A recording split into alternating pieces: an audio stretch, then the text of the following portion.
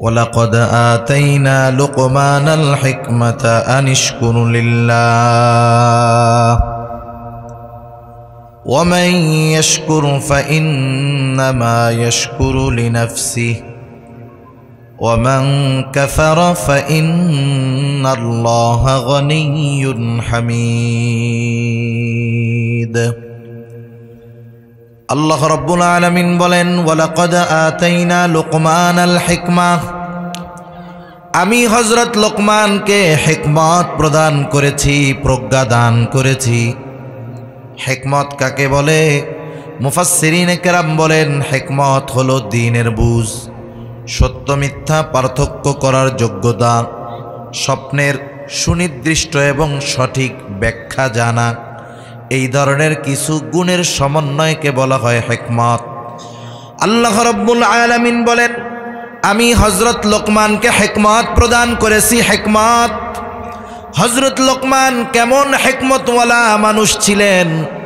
তৎকালীন সময়ে গোটা আরবে ওনার হিকমতপূর্ণ কথা আর কর্মের ব্যাপারে মানুষ অবগত ছিল। হযরত লোকমান জীবনের প্রারম্ভে, জীবনের শুরুতেই এমন খ্যাতি সুখ্যাতি অর্জন করেন নাই। জীবনের শুরুতে তিনি একজন রাখাল ছিলেন। তিনি একটা লোকের ছাগল লালন পালন করতেন। ওই লোকটা একদিন আসার পরে বলতেছে, ও লোকমান, তুমি আমার জন্য একটা ছাগল জবাই করবা, আর ছাগলের সর্বোৎকৃষ্ট অংশ তুমি আমার সামনে আনবা। হযরত লোকমান একটা ছাগল জবাই করবার পর ছাগলের জিহ্বা আর হৃৎপিণ্ড এই দুটো অংশ নিয়ে মালিকের সামনে হাজির। মালিককে বলল, মালিক, এটা হলো সর্বোৎকৃষ্ট অংশ।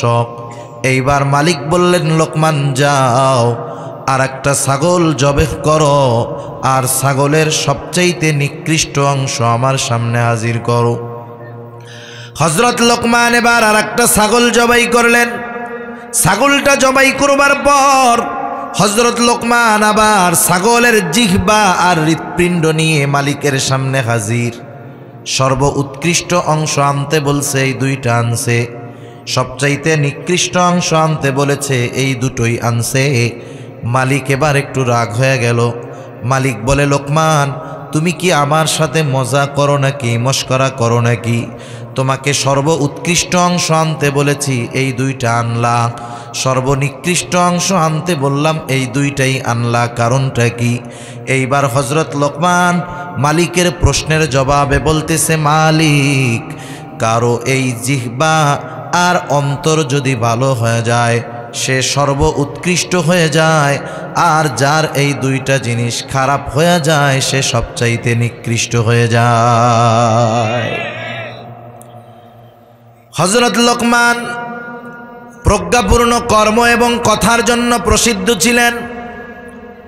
আরবের মধ্যে ওনার এই বিষয়গুলো সকলের কানে কানে পৌঁছায়া গেছে, জানা ছিল তিনি কেমন একজন বিদ্বান ব্যক্তি ছিলেন।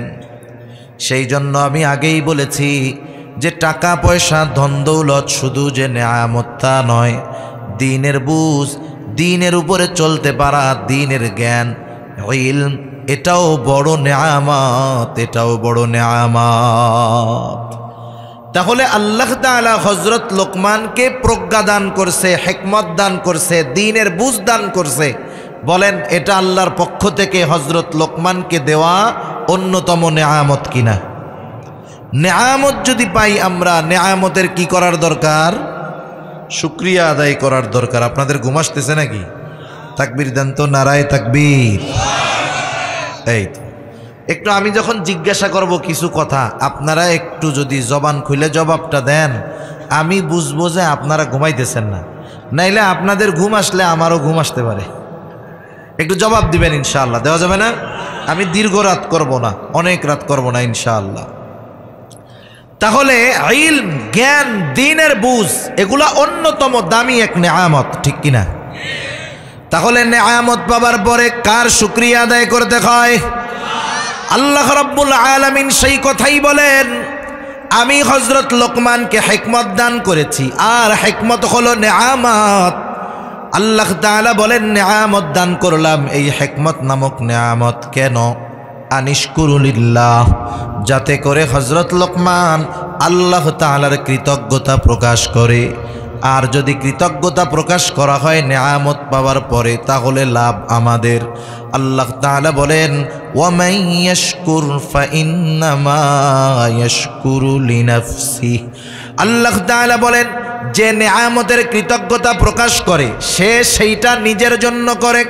কারণ আমি আপনি যদি নেয়ামত পাবার পর ওই নেয়ামতের কৃতজ্ঞতা প্রকাশ করি, আল্লাহ তাআলা জানায়া দেন, লা ইন শাকারতুম লা আযীদান্নাকুম ওয়া লা ইন কাফারতুম ইন্না আযাবি লাশাদীদ। আল্লাহ তাআলা বলেন, লা ইন শাকারতুম, তোমরা যদি কৃতজ্ঞতা প্রকাশ করো, তথা নেয়ামত পাবার পর তোমরা যদি কৃতজ্ঞতা প্রকাশ করো, তাহলে কি হবে? আল্লাহ তাআলা তাকিদ যোগ করে বলেন, লা আযীদান্নাকুম, আমি অবশ্যই অবশ্যই তোমাকে বাড়ায়া দিব। নেয়ামতের কৃতজ্ঞতা প্রকাশ করার কারণে নেয়ামত আমি আল্লাহ বাড়ায়া দিব। এরপরে আল্লাহ তাআলা বলেন ওমাই ইয়াকফুর ফাইন্নাল্লাহা গনিয়্যুন হামিদ। আর যে কুফরি করে, নেয়ামতের কৃতজ্ঞতা প্রকাশ করে না, সে জেনে রাখুক আল্লাহ তাআলা হলেন অমুখাপেক্ষী সপ্রশংসিত এক মহান সত্তা। আমরা যদি মনে করি আমরা কৃতজ্ঞতা প্রকাশ করলে আল্লাহ তাআলার লাভ, বিষয়টা এমন নয়। আমরা যদি মনে করি কৃতজ্ঞতা প্রকাশ করলে না করলে আল্লাহ তাআলার লস, এমনটা নয়। বরং সারা পৃথিবীর মানুষ যদি না শুকরগুজার বান্দা হয়ে যায়, আল্লাহ তাআলার কোনো ক্ষতি হবে না। সারা দুনিয়ার সব মানুষ যদি শুকরগুজার বান্দা হয়ে যায়, এতেও আল্লাহ তাআলার কোনো লাভ হবে না। এর মানে শুকরিয়া আদায় করলে লাভ আমাদের, শুকরিয়া আদায় না করলে ক্ষতিও আমাদের। হযরত লোকমান একদিন বক্তব্য দিচ্ছেন, মানুষের সামনে ওয়াজ করবেন। এখন তো আধুনিক প্রযুক্তির জামানা। হযরত লোকমানের সময় তো আর এই প্রযুক্তি ছিল না। দাউদ আলাইহিস সালামের নবুয়ত পর্যন্ত হযরত লোকমান তৎকালীন সময়ে মানুষদের মাঝে বয়ান করতেন, মাসলা মাসাইল বর্ণনা করতেন।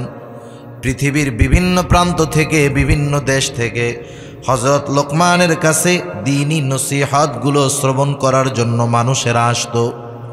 হযরত লোকমানের সামনে মানুষে ভরপুর, উনি মানুষের উদ্দেশ্যে নসিহত করবে। হঠাৎ করে একটা লোক দাঁড়ায় বলে, ও লোকমান, তুমি ওয়াজ করবার পূর্বে আপনার কাছে আমার একটা বিষয় জানার আছে। এইবার লোকটা হযরত লোকমানকে প্রশ্ন করতেছে যে আপনি কি সেই লোকমান নাকি যেই লোকমান একটা সময় আমার সাথে জঙ্গলের মধ্যে ছাগল চড়াইতো?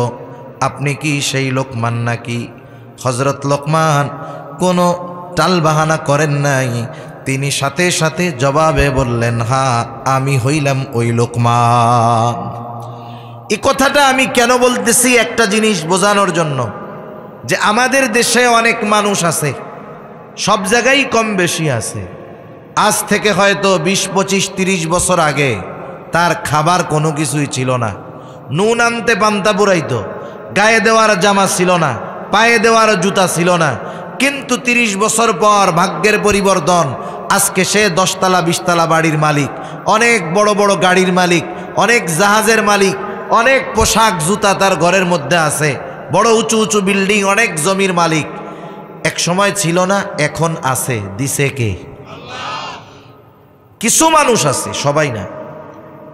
মানুষের সামনে যদি আপনি তাকে ওই কথা স্মরণ করায় দেন যে ভাই, আজকে থেকে 30 বছর আগে আপনার কিছুই ছিল না, আজকে আল্লাহ আপনারে কত কিছু দিছে, তার ওই কষ্টের অতীত স্বীকার করতে সে লজ্জা পায়। মানুষের সামনে তখন বলে, এই মিয়া রাখো, আমি ধন সম্পদওয়ালা ছিলাম পূর্বপুরুষ থেকে, আমার আগের 14 পুরুষ সব কোটিপতি আছিল। ঠিক কিনা? আবার আর একদল আল্লাহর বান্দা আছে, এক সময় কিছু ছিল না, এখন আল্লাহ অনেক কিছু দিছে। আপনি যত মানুষের সামনে হোক না কেন, যদি তাকে বলেন যে ভাই, এক সময় তো আপনার কিছু ছিল না, আল্লাহ তাআলা আজকে আপনারে অনেক কিছু দিছে, তখন দেখবেন ওই লোক অহংকার করবে না, বরং সে আল্লাহ তাআলার কৃতজ্ঞতা প্রকাশ করে অতীতের কথা স্বীকার করে বলবে, হ্যাঁ ভাই, এক সময় আমার কিছু ছিল না, পায়ে দেওয়ার জুতা ছিল না, খাওয়ার কিছুই ছিল না, বাড়িও ছিল না, গাড়ি তো কল্পনাও করি নাই, কিন্তু আল্লাহ তাআলা ওই অবস্থা থেকে আজকে আমাকে অনেক কিছু দিয়েছে, আলহামদুলিল্লাহ। এরকম বলার লোক আছে না নাই? আবার আল্লাহ ছিল না দিছে অস্বীকার করার লোক আছে না নাই?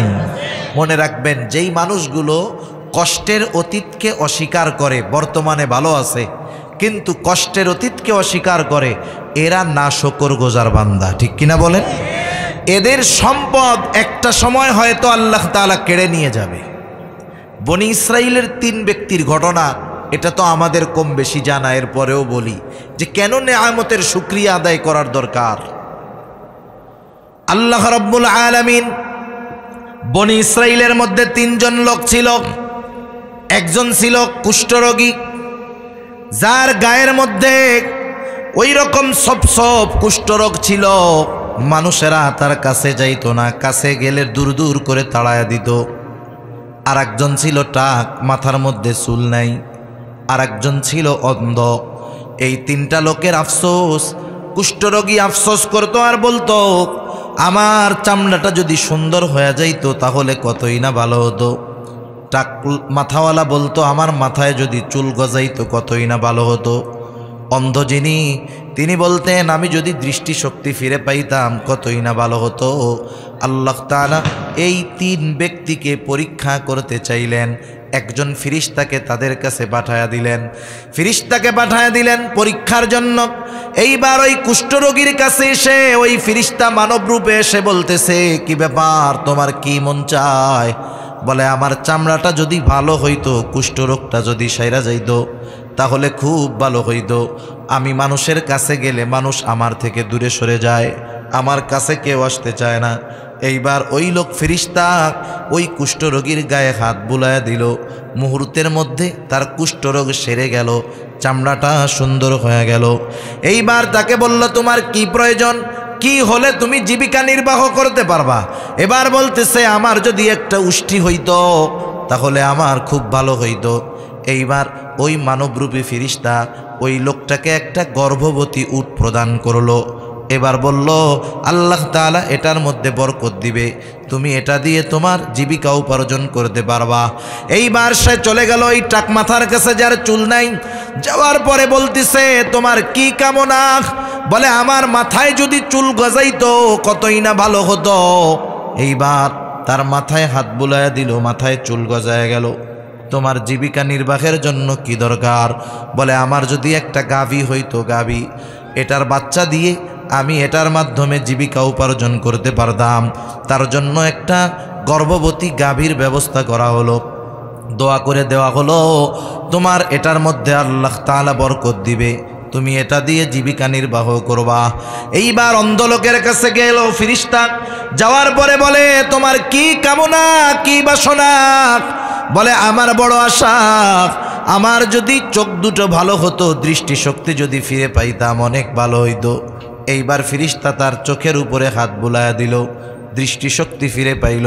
তোমার কি চাওয়ার আছে যার দ্বারা তুমি তোমার জীবিকা নির্বাহ করতে পারবা? এইবার ওই লোকটা বলল, আমার যদি একটা ছাগল হইতো তাহলে আমি এটার মাধ্যমে জীবিকা নির্বাহ করতে পারতাম। তার জন্য একটা গর্ভবতী ছাগলের ব্যবস্থা করা হলো। দীর্ঘদিন চলে গেছে, গরুওয়ালা অনেক গরুর মালিক হয়ে গেছে, উটওয়ালা অনেক উটের মালিক হয়ে গেছে, ছাগলওয়ালা অনেক ছাগলের মালিক হয়ে গেছে। এক সময় কিছুই ছিল না, কিন্তু আর এক সময় তাদের এত সম্পদ যিনি দিলেন তিনি কে? আল্লাহ তাআলা আবার চাইলেন এই 3 বান্দাকে পরীক্ষা নেওয়া হবে। আল্লাহ তাআলা ফেরেশতাকে পাঠিয়ে দিলেন, যাও এদেরকে আবার পরীক্ষা করো। এইবার ফেরেশতা আবার মানব রূপে ওই উটওয়ালা উটের মালিক, এক সময় তো ছিল গরিব, এখন অনেক সম্পদওয়ালা ধনী। মনিটরের আওয়াজটা বাড়ান একটু ভাই, মনিটরের আওয়াজটা একটু বাড়ান। এক সময় কিছুই ছিল না, এখন তো অনেক সম্পদের মালিক। এইবার ওই মানবরূপী ফিরিস্তা ওই উটের মালিকের কাছে গিয়ে বলে, ও ভাই, আমি অনেক দূরের একজন মুসাফির, আমাকে আমার বাড়িতে ফিরতে হবে, অনেক রাস্তা, আমার তো কোনো কিছুই নাই। আল্লাহ তাআলা তো তোমাকে অনেক উট দিয়েছে, তুমি যদি একটা উট আমাকে দিতা, এর মাধ্যমে আমি আমার গন্তব্যে পৌঁছায়া যাইতে পারতাম। মনে রাখবেন, কিছু লোক আছে ওর সম্পদ যত বাড়ে কিপটামিও তত বাড়ে, কৃপণতাও তত বাড়তে থাকে। কারুনের নাম শুনছেন না? কারুনের সম্পদ যত বাড়তেছিল, কারুনের কৃপণতাও তত বাড়তেছিল। এক সময় কারুন চিন্তা করা শুরু করলো, এত খাওয়ার কি দরকার, 3 বেলায় 3 রুটি খাইলেই তো হয়ে যায়। এই চিন্তা কইরা সকালে 1 রুটি, দুপুরে আর 1 রুটি, রাত্রে আর 1 রুটি। কিছুদিন পরে চিন্তা করতেছে 3 রুটির কি দরকার, 2টা খাইলেই তো হয়, এবার 2টা খাওয়া ধরছে। এরপরে কিছুদিন পরে পেট তো শুকাইয়া গেছে একবারে, এখন পেটেই তো জায়গা নাই। কিছুদিন পরে চিন্তা করে 2 রুটির কি দরকার, 1টা খাইলেই তো হয়। এইভাবে দিন যায়, কারুনের সম্পদও বাড়ে, কৃপণতাও বাড়ে। সেজন্য সমাজে অনেক মানুষ দেখবেন কিপটামি করলে কি কয় জানেন? কারুনের মতো কিপটা বলে না, এরকম বলে। কিছু সম্পদওয়ালা আছে, সম্পদ বাড়ে আর তার কৃপণতাও বাড়ে। এবার যখন তাকে বললে একটা উট যদি দিতা আমি আমার গন্তব্যে পৌঁছাইতে পারতাম, আর ওই লোকটা বলে না না, কোনো উট দেওয়া যাবে না। এইবার ওই মানবরূপী ফিরিস্তা তাকে বলতেছে, ও ভাই, একটা সময় তো তোমার চামড়ার মধ্যে রোগ ছিল, কুষ্ঠরোগী তুমি ছিলা, মানুষেরা তোমারে ঘৃণা করত, তোমার কাছে কেউ আসতো না, তুমি মানুষের কাছেও ভিড়তে পারতা না। এক সময় তোমার কিছুই ছিল না, আল্লাহ তাআলা দয়া করে তোমার কুষ্ঠরোগ ভালো করলেন, তোমাকে এত সম্পদ দিলেন। এইবার ওই লোকটা কয় কি, এইসব কিছুই না, আমি আমার পূর্বপুরুষ থেকেই ধনী। তার মানে চিন্তা করেন, ওর অতীতকে অস্বীকার করার দ্বারা এটাই স্পষ্ট হলো ও নাশকর গোজার বান্দা। এইবার ফেরেশতা তার জন্য দোয়া করছে, তোমার কথা যদি মিথ্যা হয় তাইলে আল্লাহ যেন তোমারে আগের অবস্থায় ফিরায় দেয়। চলে গেছে আর একজনের কাছে।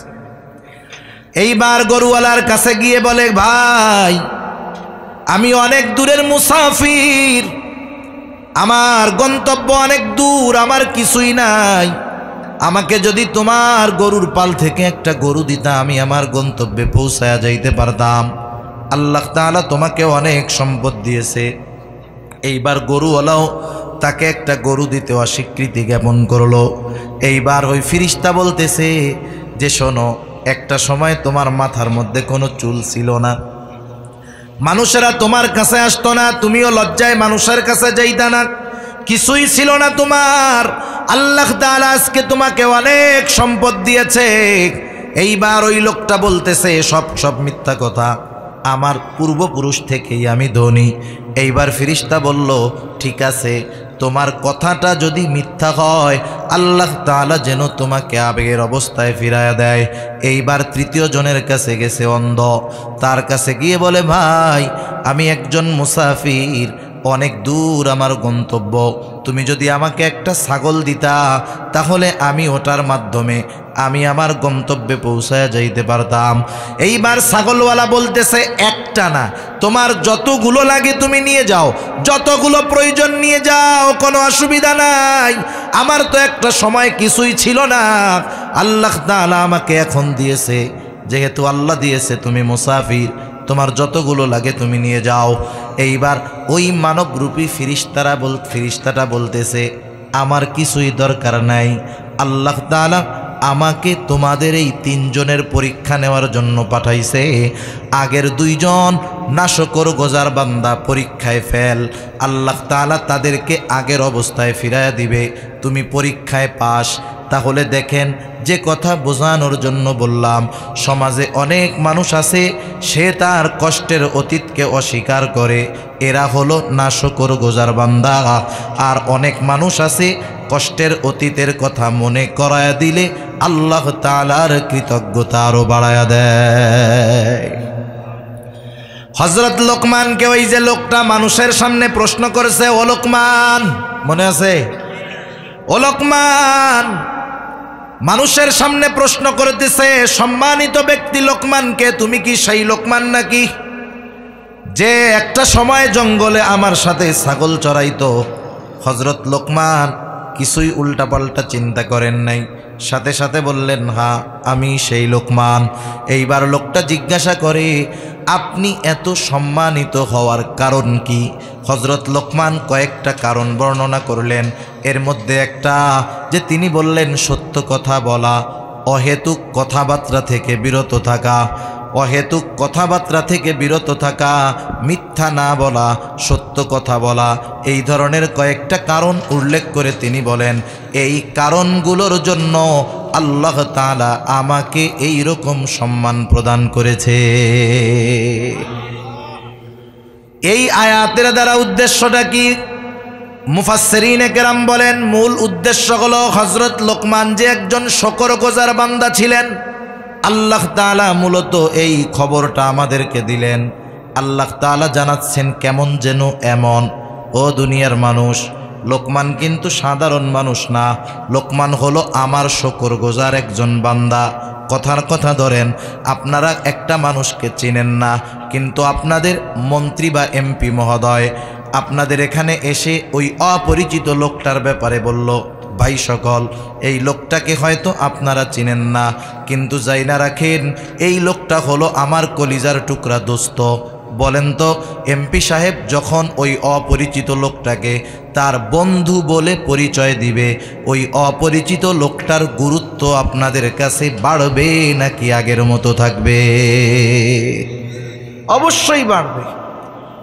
আর যদি প্রধানমন্ত্রী পরিচয় করায় দেয়, যদি প্রধানমন্ত্রী বলে যে আমার কাছের লোক, কেউ চিনেন না আপনারা, আমরা কেউ চিনি না, প্রধানমন্ত্রী বলতেছে আমার কাছের লোক, আমার আত্মীয়, বলেন তো ওই অপরিচিত লোকটাকে যখন প্রধানমন্ত্রী পরিচয় করায় দিবে, গুরুত্ব আগের চাইতে বাড়বে না কমবে? নিঃসন্দেহে বাড়বে। তাহলে যেই লোকটার পরিচয় আহকামুল হাকিমিন জানায়া দিচ্ছেন, ওই লোকের কথা গ্রহণযোগ্যতা কতটা গুরুত্বপূর্ণ আমাদের কাছে, এটা এর দ্বারাই বোঝা যায়, ঠিক কিনা বলেন? এবার আল্লাহ রাব্বুল আলামিন হযরত লোকমানের নসিহত উপদেশগুলো আমাদেরকে জানাচ্ছেন। হযরত লোকমান তার সন্তানকে ওয়াজ করতেছে। আল্লাহ তাআলা বলেন, ওয়া ইয ক্বালা লুকমানু লিবনিহি ওয়া হুয়া ইয়াইদুহু ইয়া বুনাইয়া লা তুশরিক বিল্লাহ। আল্লাহ তাআলা বলেন, হযরত লোকমান তার সন্তানকে বলতেছে, সে তার সন্তানকে ওয়াজ করতেছে, ইয়া বুনাইয়া লা তুশরিক বিল্লাহ। এক নাম্বার ওয়াজ, হে আমার সন্তান, তুমি আল্লাহ তাআলার সাথে শিরিক কইরো না। এর দ্বারা হযরত লোকমান সন্তানকে তাওহীদের শিক্ষা দিচ্ছে। কিসের শিক্ষা? তাওহীদের শিক্ষা, আল্লাহর একত্ববাদের শিক্ষা। মক্কার কাফেররাও আল্লাহ তাআলাকে বিশ্বাস করত, তবে তাদের মধ্যে তাওহীদ ছিল না। তারা ইবাদতের ক্ষেত্রে মূর্তির সামনে গিয়ে মাথা নত করতো। ওরা মনে করত সরাসরি আল্লাহর কাছে কিছু বলা যায় না, মাধ্যম হয়ে বলতে হবে। আর মাধ্যমগুলা বানাইতো নিজের হাতে বানানো মূর্তিগুলাকে। ওরা যে স্বীকার করতো আল্লাহকে স্রষ্টা হিসাবে, আল্লাহ তাআলা কোরআনুল কারীমের মধ্যে এগুলো জানায়া দিয়েছেন। আলোচনা লম্বা হবে, সেজন্য আমি আর ওদিকে যাচ্ছি না। তাহলে এক নম্বরে আমরা আমাদেরকে এই বিষয়গুলো খেয়াল করতে হবে। হযরত লোকমান তার সন্তানকে ঈমানের শিক্ষা দিয়েছেন, সেজন্য আমাদেরও উচিত আমাদের সন্তানদেরকে প্রথমে তাওহীদের শিক্ষা, ঈমানের শিক্ষা দেওয়া, ঠিক কিনা? কারণ আমি আমার সন্তানকে যদি ঈমানের শিক্ষা দেই, শিরিক থেকে বাঁচার শিক্ষা দেই, এটাই হলো সবচাইতে বড় পুরস্কার, সবচাইতে বড় কল্যাণ আমার আপনার সন্তানের জন্য। কারণ একজন মুমিন যদি শিরিক থেকে বাঁচতে পারে, তাহলে সে জাহান্নাম থেকে বাঁচবে। কারণ আল্লাহ তাআলা জানায় দেন তিনি চাইলে সব গুনাহগুলো ক্ষমা করে দিবেন, কিন্তু কেউ যদি তার সাথে শিরিক করে, তাওবা না করে, তার ঠিকানা হবে জাহান্নাম। আল্লাহ তাআলা বলেন, ইন্নাল্লাহা লা ইয়াগফিরু আন ইউশরাকা বিহি ওয়াগফিরু মা দুনা যালিকা লিমান ইয়াশা। আল্লাহ তাআলা সব গুনাহ ক্ষমা করে দেওয়ার প্রতিশ্রুতি দিয়েছেন, কিন্তু জানায় দিলেন শিরকের গুনাহ ক্ষমা হবে না। তাওবা যদি না করে ঠিকানা হবে তার জাহান্নাম। শুধু তাই না, আল্লাহ তাআলার সাথে শিরিক যদি করে তাহলে তার কোনো ইবাদত কবুল হবে না। আল্লাহ তাআলা বলেন তুমি যদি শিরিক করো লা ইয়াহবাতান্না আমালুক, তোমার আমল বাতিল করে দেওয়া হবে। নামাজ পড়বা নামাজ কবুল হবে না, রোজা রাখবা রোজা কবুল হবে না, হজ করবা হজ কবুল করা হবে না। সেই জন্য যারা শিরকের উপরে থাকে, শিরিক করে, তাদের কোনো ইবাদত আল্লাহ কবুল করে না। সাথে সাথে যারা শিরিক করে বড় ক্ষতি কি? আল্লাহ তাআলা বলেন ফাকাদ হাররামাল্লাহু আলাইহিল জান্নাহ মান ইউশরিক বিল্লাহি ফাকাদ হাররামাল্লাহু আলাইহিল জান্নাহ। যে আল্লাহ তাআলার সাথে শিরিক করে আল্লাহ তাআলা বলেন তার জন্য জান্নাত হারাম। জান্নাত কি? তাহলে শিরিক থেকে নিজেরা বাঁচতে হবে, অধীনস্থদেরকেও বাঁচানোর দরকার আছে না নাই? সেজন্য আমরা আমাদের সন্তানদের একটু মুখ ফুটলে ABCD ক খ গ ঘ হাট্টিমা টিম টিম শেখানোর প্রতিযোগিতা শুরু হয়ে যায়। সেজন্য আল্লাহর পরিচয়টা আগে শেখানোর দরকার। যেই শিক্ষার দ্বারা সে নিজে জাহান্নাম থেকে বাঁচবে, আমিও নিজে তার কারণে জাহান্নাম থেকে বাঁচতে পারবো। ঠিক কিনা বলেন? এজন্য সন্তানদের আগে আমরা ঈমানের শিক্ষা দিব। আলহামদুলিল্লাহ, এ দায়িত্বটা তো আমাদের উপরে পরিপূর্ণ ছিল, কিন্তু মাদ্রাসাগুলো, বিশেষ করে কওমি মাদ্রাসাগুলোর কারণে আমাদের এই বড় দায়িত্বগুলো তারা পালন করে দেয়। এজন্য তাদের কৃতজ্ঞতাও আমাদের প্রকাশ করা দরকার।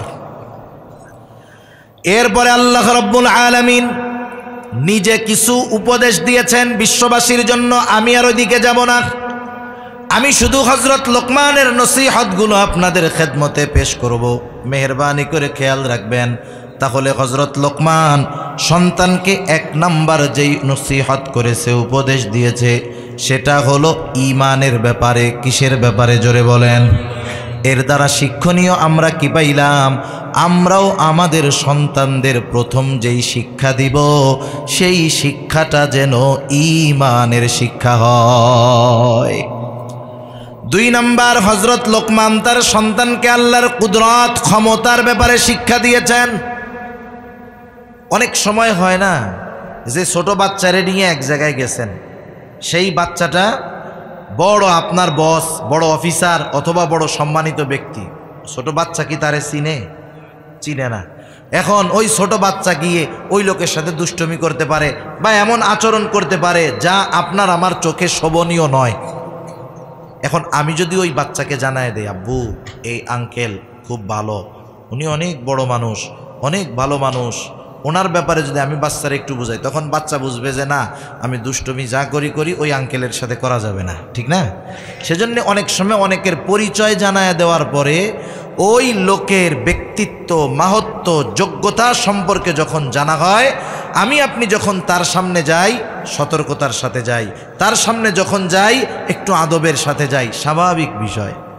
অনেক সময় এমন হয়, মনে করেন আমরা মাহফিলে গেছি, কথার কথা আর কি, মাহফিলে গেছি, এক জায়গায় দাওয়াত দিছে, মনে করেন আল্লাহ শকর প্রধান অতিথি বা প্রধান বক্তা হিসাবে দাওয়াত দিছে। এখন সবাই তো আর চিনে না, এক জায়গায় গিয়ে ঢুকলাম, ঢোকার পর দেখা যায় যে মনে করতেছে যে এলাকার আশেপাশের কোনো হুজুর হবে, কিছু বলে না, আমি আমার মতো গিয়ে বসলাম, সবাই যার যার মতো গল্প গুজবে আছে। যখন কি করা হয়, যে বলা হয়, আরেকজন এসে বলে এই হুজুর আমাদের আজকের মাহফিলের অন্যতম প্রধান অতিথি। তখন আশেপাশের লোকজন যে একজন পা ছড়াই দিয়া পান চিবাইতেছিল, গল্প করতেছিল, তারা কি আর ওরকম করবে বলেন তো? তখন কি করে? আইসা সালাম দেয়, মুসাফা করে। কেন? যে একটু আগে পরিচয় জানে নাই বিধায় স্বাভাবিকভাবে রিল্যাক্সে ছিল। যখন পরিচয় জানছে তখন চিন্তা করতেছে উনি যেহেতু বাহিরের মেহমান, মেহমানের সম্মানার্থে হলেও এইরকম পা ছড়াই দিয়া এইভাবে শুয়ে থাইকা এই বিষয়টা ভালো দেখা যায় না। ঠিক কিনা বলেন? সেজন্য যখন কেউ কারো মাহাত্ম্য সম্পর্কে জানে, কারো ব্যাপারে যখন কারো স্বচ্ছ ধারণা থাকে, তখন সে অনেকটা সতর্কতা অবলম্বন করে। হযরত লোকমান সন্তানকে আল্লাহ তাআলার সেই মাহাত্ম্য, কুদরত, ক্ষমতার ব্যাপারে জানাচ্ছেন যে আল্লাহ তাআলার ক্ষমতা কেমন। হযরত লোকমান সন্তানকে বলতেছে, ইয়া বুনাইয়া ইন্নাহা ইন তাকু মিসকালা হাববাতিন মিন খরদালিন ফাতাকুন ফি সখরাহ আও ফিস সামাওয়াতি আও ফিল আরদি ইয়াতি বিহাল্লাহ। হযরত লোকমান তার সন্তানকে বলতেছে, হে আমার বৎস, ইন্নাহা ইন তাকু মিসকালা হাববাতিন মিন খরদাল, ও আমার বৎস, তোমার কোনো আমল, সেই আমলটা নেক আমল হোক আর গুনার কাজ হোক আর ভালো কাজ হোক, ভালো কাজও আমল, গুনার কাজটাও আমল, একটা ভালো আর একটা হলো মন্দ। এখন সোজাসুজি আমরা ধরি আমল। হযরত লোকমান সন্তানকে বলতেছে, আমার বৎস, তোমার ওই আমলটা যদি সরিষা দানা পরিমাণও হয়, কিসের পরিমাণ? সরিষা দানা পরিমাণও হয়, ইন্নাহা ইন তাকু মিসকালা হাববাতিন মিন খরদাল ফাতাকুন ফি সখরাহ আও ফিস সামাওয়াতি আও ফিল আরদি ইয়াতি বিহাল্লাহ। তোমার ওই সরিষা দানা পরিমাণ আমলটা যদি তুমি কোনো পাথরের মধ্যেও করো। এই কথা বাবা তার ছেলেকে বলতেছে, হযরত লোকমান তার সন্তানকে বলতেছে, হো আমার বৎস, তুমি যদি এমন কোনো আমল করো যেই আমলটা একেবারে সরিষা দানার মতো ছোট, ওই আমলটা যদি তুমি পাথরের মধ্যেও করো। এই আয়াতের তাফসিরে হযরত আনাস রাদিয়াল্লাহু তাআলা আনহু থেকে হাদিস আসছে।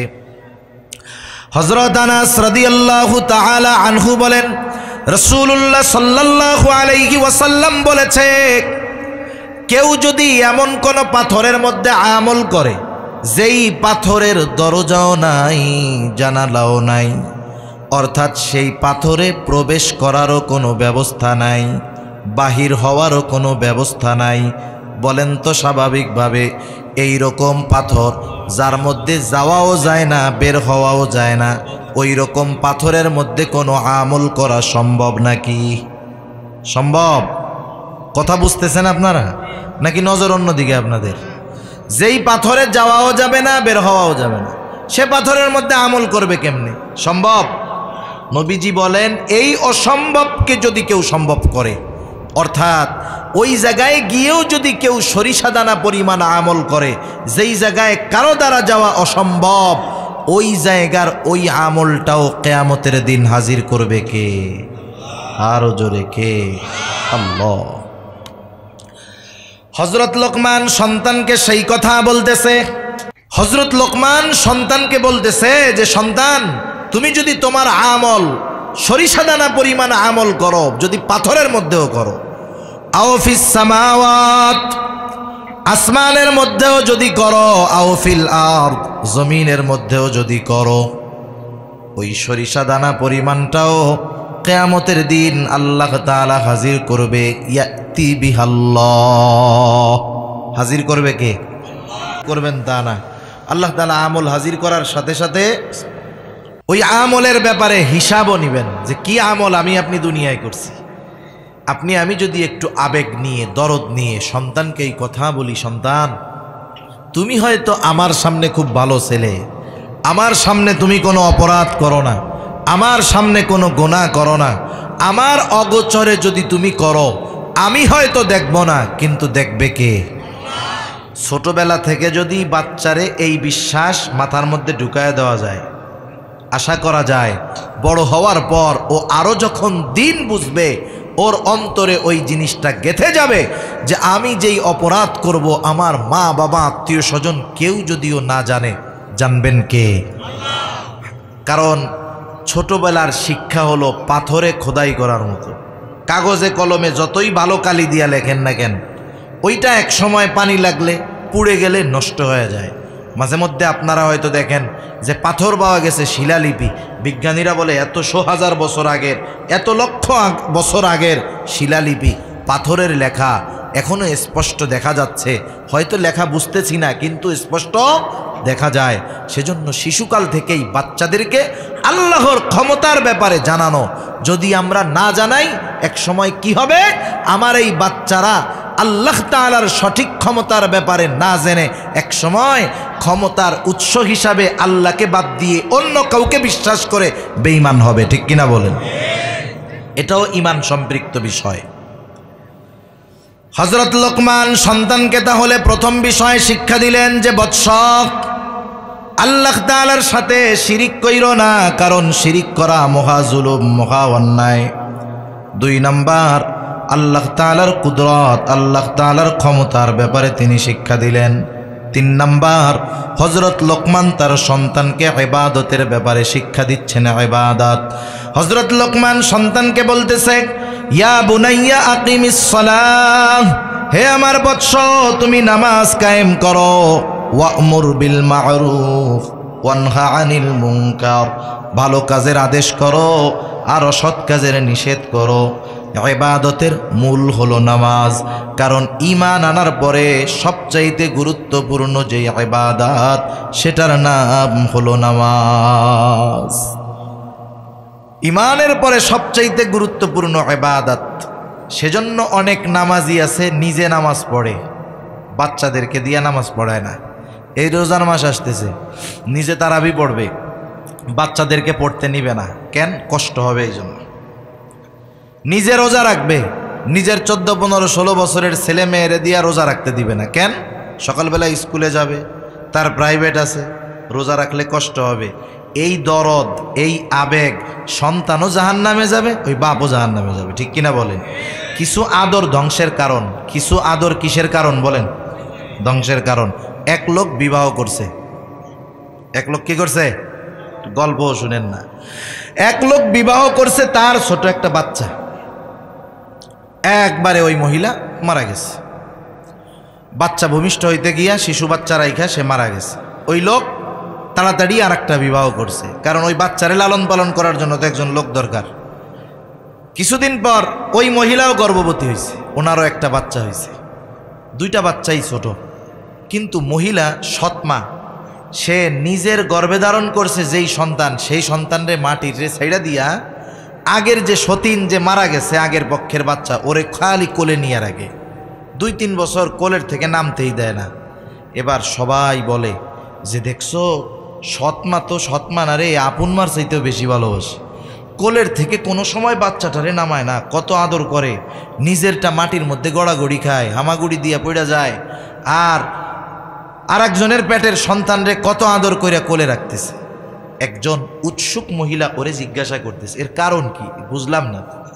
দুনিয়ায় সৎমারা আগের পক্ষের সন্তানদের দেখতে পারে না, বেশিরভাগ ক্ষেত্রে এমন হয়, 2-1টা ব্যতিক্রম আছে। আর তুই দেখি তোর আগের পক্ষের যেই ছেলে, একে আদর কইরা কোল থেকেই নামাইস না, আর তোর ছেলেটারে তুই মাটিতে ছাড়ছস, কোলেই নেস না, কারণ কি? বলে সব আদর আদর না রে, এটারে যখন কোলে রাখছি ওই সময় হলো ছাড়ার দরকার মাটিতে। আমার ছেলেটা হামাগুড়ি দিয়ে খাবে, পড়বে, দাঁড়াবে, এতে ওর হাড্ডি শক্ত হবে, মজবুত হবে, ও তাড়াতাড়ি হাঁটা শিখবে, ওর শক্তি হবে, ওর ব্রেন বাড়বে, ওর যোগ্যতা বেশি হবে। আর ওরে কোলে রাখছি, ও 5 বছরেও হাঁটা শিখবে না।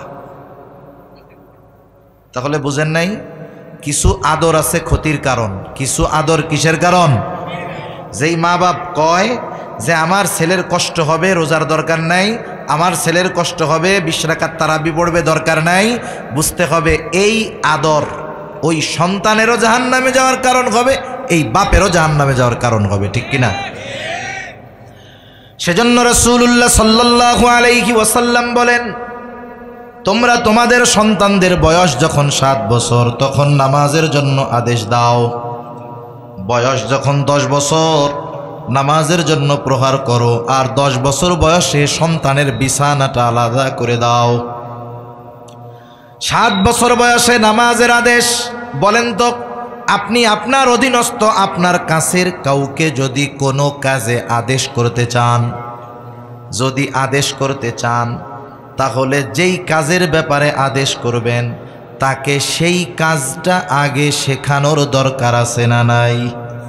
তাইলে 7 বছরে যদি নামাজের আদেশ করতে হয়, অবশ্যই নামাজ আরও আগের থেকেই শেখাতে হবে।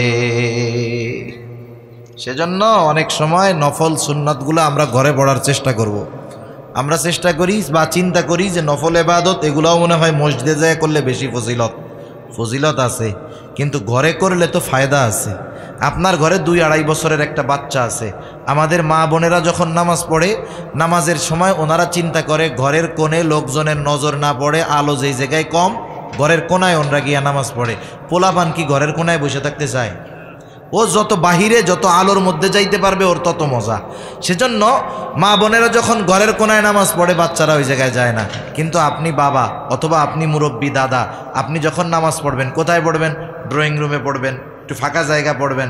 আপনি যখন নামাজে দাঁড়াবেন দেখবেন যে আপনার নাতি অথবা আপনার সন্তান সুন্দর মতো দৌড় দিয়ে আপনার কাছে আইসা নামাজে দাঁড়ায় গেছে। আপনি সেজদা দিবেন, নামাজ পড়বেন, সে আপনার সাথে ওইটা করবে। টুপিও আপনারটা খুইলা নিয়ে ও একটু মাথায় দিবে। এরকম করে কি করে না? অনেকে বুঝে না, বিরক্ত। অনেকে এই বিষয়টা বুঝে না। ঘাড়ের উপরে উঠছে মনে করেন সেজদায় গেলে, সেজদায় গেছে ঘাড়ের উপরে উঠছে। সুবহানা রব্বিয়াল আলা 5 বারের বেশি পড়লে, আমাদের কিছু মসজিদে আছে ইমাম সাহেব যদি 5 বারের জায়গায় 7 বার সুবহানা রব্বিয়াল আলা পড়ে, পেছন দিয়ে কিছু মুসল্লির যক্ষা রোগ হয়ে যায়। আছে না এরকম?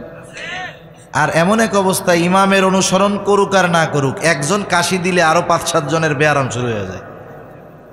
ইমাম সাহেব কি করবে চিন্তা করেছিল, 11 বার পড়বো আজকা, 9 বার হইতেই উঠা সারা। আপনি আমি সেজদায় গেলাম, ছোট বাচ্চা ঘাড়ের উপরে এসে খেলাধুলা করতেই পারে, স্বাভাবিক বিষয়। সুবহানা রব্বিয়াল আলা 11 বারের জায়গায় যদি 21 বার পড়েন গুনাহ হবে নাকি? ছোট বাচ্চাদের একটা অভ্যাস আছে, ওরা এক কাজ অনেক সময় করে না। ও খেলতেছে ঘাড়ের উপরে, আর একটার দিক দিয়ে নজর পড়বে, জানালা দিয়ে দেখবে পাখি, ও দৌড় দিয়ে পাখি ধরতে চলে যাবে। একটু অপেক্ষা করেন, সেজদাটা একটু লম্বা বানায় দেন। রাসূল সাল্লাল্লাহু আলাইহি ওয়াসাল্লাম মসজিদে নববীর মধ্যে ইমামতি করতেছে। রাসূল সাল্লাল্লাহু আলাইহি ওয়াসাল্লামের মেহরাব হুজরা পাশাপাশি, মধ্যে খালি একটা পর্দা। নবীজি ইতিকাফে মসজিদের মধ্যে থাকতেন। আয়েশা সিদ্দিকা রাদিয়াল্লাহু তাআলা আনহা হুজরার মধ্য থেকে নবীজির মাথায় তেল দিয়ে দিতেন। তাহলে তো বুঝতে পারছেন কতটুক দূরে রুমটা, মসজিদের সাথে লাগোয়া। এখন নবীজি সেজদায় গেছেন, লম্বা করতেছেন সেজদা। সাহাবায়ে কেরাম চিন্তা করতেছে হয়তো কোনো ওহী নাজিল হচ্ছে, এই জন্য সেজদা এত লম্বা। নবীজি নামাজ শেষ করলেন, সাহাবাদের দিকে ঘুরে বসলেন।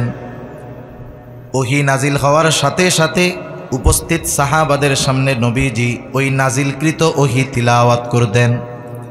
সাথে সাথে কাতেবে ওহী যারা ছিল, ওহী লেখার দায়িত্ব যাদের ছিল, তাদেরকে তিনি বইলা দিতেন এইটা এই সূরার সাথে যোগ করো।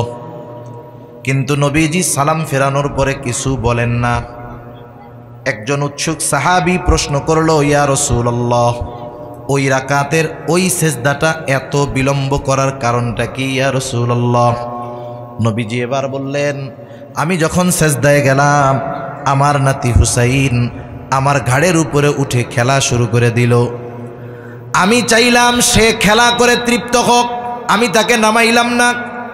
সে খেলা শেষ করলো, তৃপ্ত হলো, আমার ঘাড় থেকে নামলো, এরপরে আমি সেজদা থেকে উঠলাম। এই জন্য ওই রাকাতের ওই সেজদাটার মধ্যে দেরি হয়ে গেছে। কিন্তু আমাদের দেশে যদি এই অবস্থা হইত, ইমাম সাহেবের ছেলে যদি ঘাড়ের উপরে ওইটা খেলা করতো, মুসল্লিরা সেজদায় টাইম পাস করতো না, পেছন থেকে একজন মাথা উঠায় দেখতো হুজুর বাইসে আছে নাকি মরে গেছে। কারণ ইদানিং খালি ফেসবুকে আসে, মাঝে মধ্যে খবর আসে অমক আল্লাহর বান্দা সেজদারত অবস্থায় মারা গেছে। পেছনের থেকে মুসল্লি হয়তো চিন্তা করতেছে তাইলে আমাকেও ইমাম সাহেব এরকম একজন হয়ে গেছে মনে হয়। এবার মাথা উঠায় যখন দেখবে যে ওনার ছেলে গাড়ির উপরে খেলে, উনি সেজদা লম্বা করছে, উনি আর কি বলবে, হুজুর আপনি যান, বাকি কয় রাকাত আমরাই পড়ে নি মনে। কারণ আমাদের দেশে বাস্তবতা এইটা, ইমাম বাছাই করার সময় 6 মাস লাগে ইমাম বাছাই করতে। যেই ইমামরে 6 মাস বাছাই করে নেওয়া হয়, ওই ইমামরে বাহির করতে 6 মিনিটও লাগে না। আশ্চর্য কথা, ঠিক কিনা বলেন? এটাই বাস্তবতা। কিন্তু চিন্তা করেন, রহমাতুল লিল আলামিন ইমামতি করতেছেন, একটা বাচ্চা খেলা করতেছে, এটাকে প্রাধান্য দিয়ে সেজদা লম্বা বানায় দিছে। আর আমাকে এলাকায় হইলে কি করব? যেই পোলা মনে করেন সেজদায় ঘাড়ের উপরে উঠছে, কুনুই দিয়ে একটা মাইরা 3 হাত দূরে ফেলায় দেবে একবারে। এ কাজ আমরা করব না, বোঝা গেছে তো? একটু সেজদা লম্বা করলাম, অসুবিধা নাই তো কোনো। তাহলে কি হবে? ও যেই কাজটায় সাপোর্ট পাবে, মজা পাবে, বাধা পাবে না, ও বারবার ওই কাজে উৎসাহী হবে। আপনি যখন বাহিরে যাবেন, একটু বড় হয়েছে 4 বছর 5 বছর বয়স, এখন তো বুঝে, 2.5-3 বছর, 3 বছর হইলে মোটামুটি বোঝে, 4 বছর হইলেও সব ভালোই বুঝে। বোঝে না আবার কে কয় 2 বছরের পোলাপান যে মোবাইল টিপে দেখছি, যে টিপে মোবাইল, এখন দেখেন 4 বছর বয়সও কিন্তু বুঝবে। আপনি এবার মাঝে মধ্যে ওর একটু মসজিদে নিয়ে যান, অবস্থা বুঝেন, এক পাশে দাঁড়ান, এক পাশে রাখেন তারে, আবার মধ্যে নিয়ে দাঁড়া করে দিয়েন না। কিছু বাচ্চা আছে ভদ্র, যা বলে ওই রকম বসে থাকে, ও তখন বুঝবে যে এটা গুরুত্বপূর্ণ কাজ, আমার আব্বা আসে 5 বছর বয়সে নিয়ে আসেন, তখন তো সে কথা শোনে, সব বোঝে। এভাবে বলেন যদি অভ্যস্ত আমরা করাই, 7 বছর বয়সে নামাজের আদেশ করা লাগবে না ইনশাআল্লাহ, 7 বছর বয়সে ওই বাচ্চা পাক্কা নামাজি হয়ে যাবে, ঠিক কিনা বলেন? সেজন্য হযরত লোকমান সন্তানকে নামাজের আদেশ করেছে, আমরাও সন্তানদেরকে নামাজের আদেশ করব।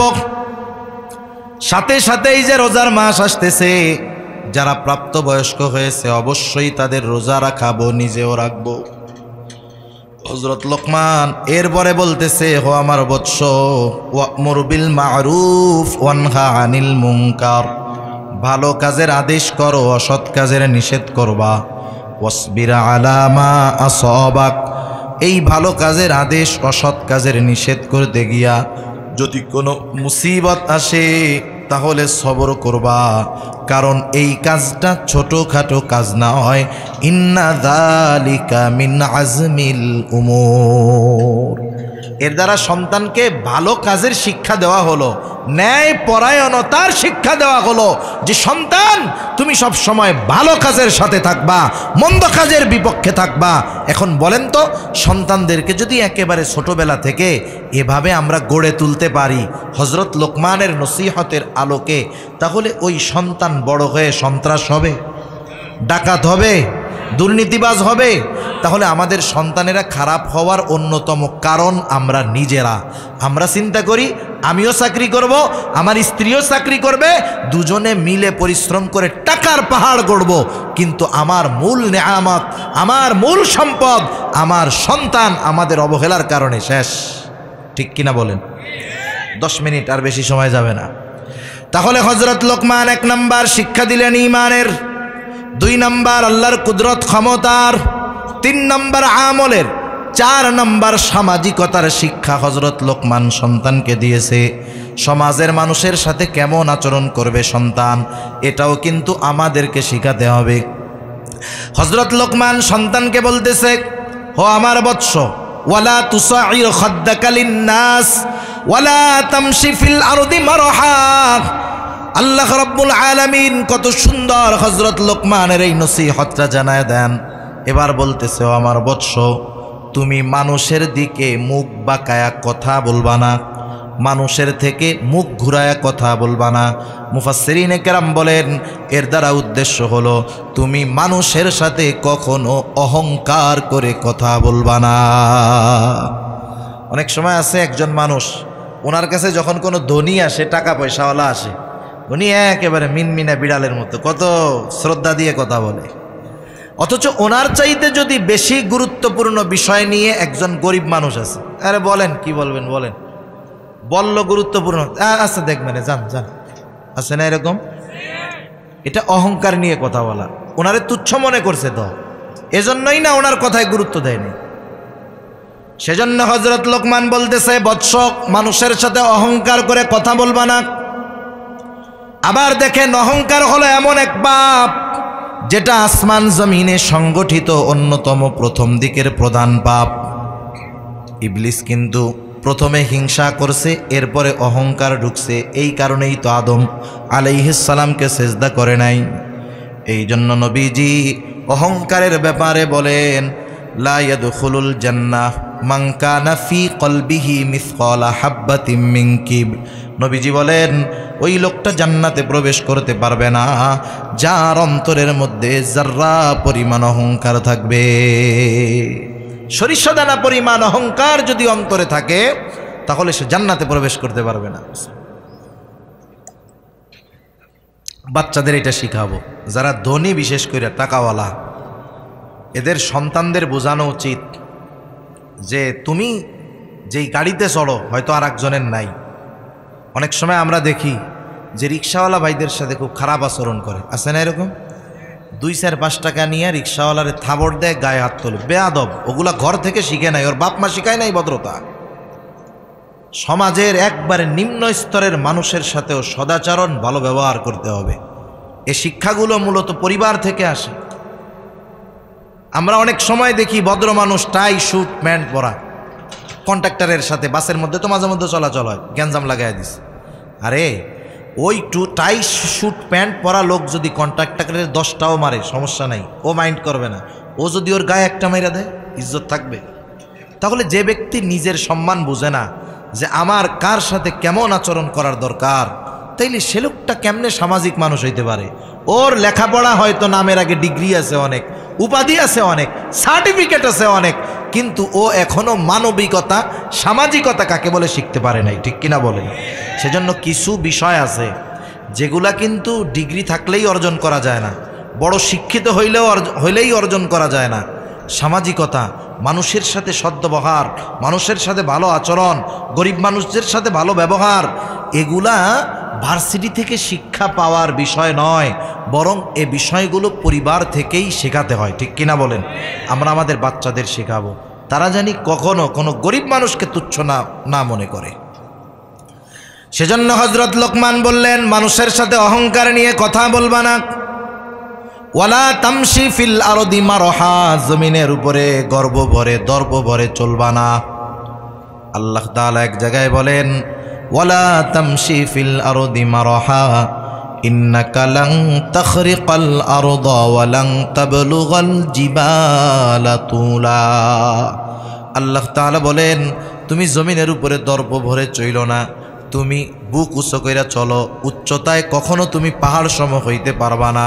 ওয়ালাং তাখরিকাল আরদা, জোরে পা ফালায়া তুমি জমিনকে বিদীর্ণ করতে পারবা না, উচ্চতায় পাহাড় সম হইতে পারবা না।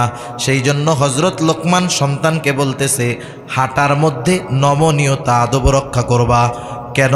ইন্নাল্লাহা লা ইউহিব্বু কুল্লা মুখতালিন ফাখুর, নিশ্চয়ই আল্লাহ তাআলা মুখতাল আর ফাখুরকে ভালোবাসেন না। মুখতালকে আর ফাখুরকে, মুখতাল হলো যে নিজেকে নিজে বড় মনে করে, একা একা ভাবে যে আমি বড় আলেম, আমি বড় বক্তা, আমি বড় ধনী, আমি বড় আবেদ, একা একা ভাবে আর কি, সে হলো মুখতাল। আর ফাখুর হলো সে যে আর একজনকে ছোট মনে করে নিজেরে বড় মনে করে। আরে ও কি আলেম, ওর চাইতে আমি বড় আলেম। ও কি আবেদ, ওর চাইতে আমি বেশি ইবাদত করি। আরে ও কি দানশীল, ওর চাইতে আমি বড় দানবীর। ভাবে না এরকম মানুষ? আর একজনকে ছোট মনে করে নিজের বড় মনে করে, ও হলো ফাখুর। আল্লাহ তাআলা এই মুখতাল আর ফাখুর এগুলোরে ভালোবাসে না। একটা মানুষ দুনিয়ায় সব পাইছে, আল্লাহর ভালোবাসা পায় নাই, তাহলে বলেন তো সে কি সৌভাগ্যবান না দুর্ভাগ্যবান? দুনিয়ার কিছুই নাই, আল্লাহর ভালোবাসা পাইছে, সে কি সৌভাগ্যবান না দুর্ভাগ্যবান? সেজন্য আমরা আল্লাহর ভালোবাসা যার মধ্যে আছে সেই কাজ করব, যেই কাজে আল্লাহ ভালোবাসে না সেগুলো আমরা বাদ দিব ইনশাআল্লাহ। এবার হযরত লোকমান সন্তানকে বলতেছে, ওয়াকসিদ ফি মাশয়িকা ওয়াগদুদ মিন সাউতিক ইন্না আনকারাল আসওয়াতি লাসাউতুল হামির।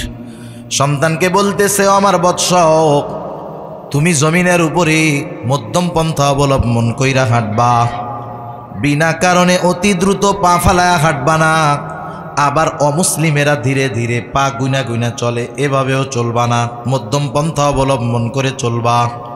ওয়াগদুদ মিন সাউতিক, কণ্ঠস্বরটাকে নিচু কইরা রাখবা, বিনা কারণে উঁচু আওয়াজে কথা বলবা না।